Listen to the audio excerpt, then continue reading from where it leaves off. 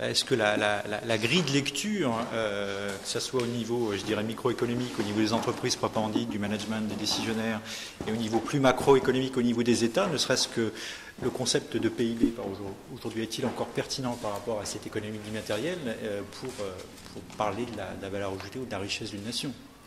Si vous voulez, d'abord, on voit qu'il y a des choses importantes qui vont changer. D'abord, par rapport au PIB traditionnel, il y a une chose qui m'a amusé, que j'ai essayé de démontrer dès la première partie de mon ouvrage, c'est qu'une hyperpuissance économique est en train de naître. Tout le monde a les regards tournés vers l'Asie, alors qu'en réalité, il faut savoir qu'aujourd'hui, le PIB du net, de l'Internet, est déjà fait du net la 6e puissance économique mondiale, et sans doute avant la fin de cette décennie, la première superpuissance économique mondiale. Donc ça veut dire que les critères d'analyse que l'on a doivent déjà bouger. Ça veut dire aussi que la construction de l'idée qu'on se fait des patrimoines immatériels, de leur valorisation doit aussi bouger. Alors pour donner une seconde illustration, il faut savoir que dans environ une vingtaine d'années, nous serons à peu près à 500 milliards de chiffre d'affaires de transactions sur les licences ou les droits de copyright. C'est dire que donc la construction des modèles économiques sont en train de bouger. En sommes-nous conscients? Savons-nous comment évolue la valeur d'une entreprise selon qu'elle s'établit uniquement sur les biens tangibles ou sur les biens intangibles, sur les biens solides ou sur les biens numériques? Et là rentre, si vous voulez, la construction de comment on passe d'un modèle à un autre et quels sont les nouveaux critères macroéconomiques ou tout simplement en termes d'analyse fonctionnelle dans une entreprise, comment on perçoit ces différents niveaux. Alors, au niveau macro, je notais avec intérêt que, par exemple, au Japon, aujourd'hui, on a des indicateurs qui indiquent la vente des patrimoines immatériels. Les mangas sont rentrés dans l'économie japonaise et font partie de l'image de marque du Japon. Et on s'aperçoit qu'ils ont des indicateurs qui montrent la croissance de la vente des patrimoines et des biens immatériels. Je ne suis pas certain que nous ayons les mêmes indicateurs à disposition en France, en tout cas, pour ma part, je ne les ai pas trouvés. Il y a bien évidemment des indicateurs, mais ce ne sont pas ceux-là que j'ai trouvés. Alors, vous convoquez, entre guillemets, vous nous rappelez Kondratiev, Schumpeter, même Ricardo à un moment donné, donc ça pose effectivement la problématique du contenu de cette croissance tant voulue, tant appelée notamment par les hommes politiques, et ça rejoint effectivement cette problématique du PIB, de qu'est-ce qu'on met dedans aujourd'hui pour mesurer cette valeur de... Il y en a un exemple extrêmement simple qui est assez amusant. On a fait une enquête... un peu avant que je me lance dans l'écriture de ce livre, on avait fait une enquête pour savoir comment les chefs d'entreprise percevaient la construction de leur propre valeur immatérielle.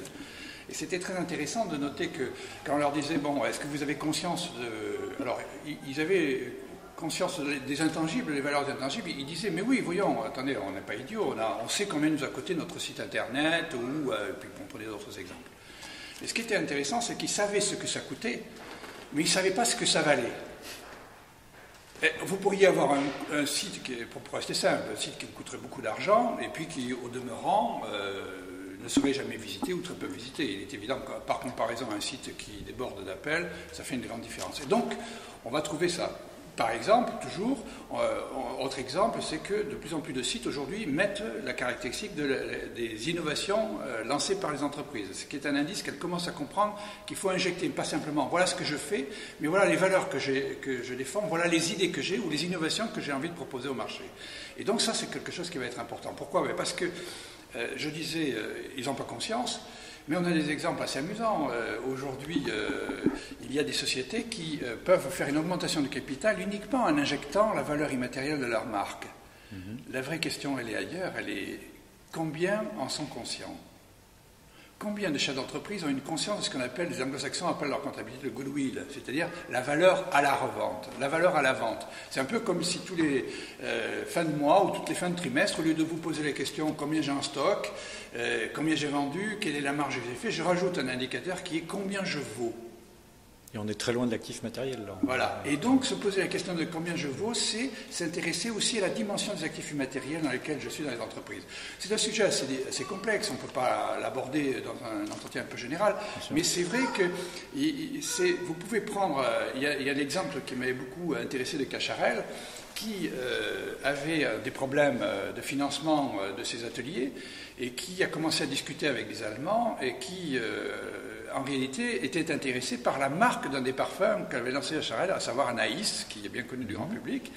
Et donc, c'est la vente de la licence de ce parfum aux Allemands qui a permis à Cacharel de se sortir d'embarras et de relancer ses activités. Mais ce phénomène, il est très connu encore des grands publics avec l'affaire de Thomson Multimédia, qui avait des actifs immatériels et des brevets qui étaient insuffisamment valorisés et qui a failli partir chez des vous pour un franc symbolique. Et alors qu'en réalité, ça représentait des centaines de millions de revenus. Et donc, de plus en plus, nous avons ça. Alors, c'est important de s'intéresser à cet aspect de la question, parce qu'indépendamment de la formation, de la production d'innovation et d'idées, ça pose la question, mais savons-nous vendre notre savoir? Et là, on a envie de raconter encore une petite anecdote, pour ceux qui nous écoutent. Beaucoup d'entre nous connaissent l'histoire de Rank Xerox et de Palo Alto, et de la difficulté qu'a eu Palo Alto à valoriser des idées.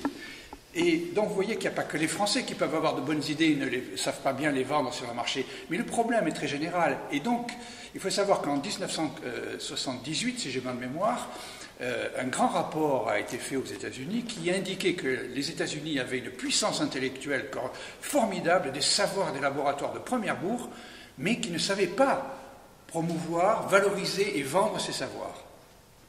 Depuis, ils ont fait du chemin.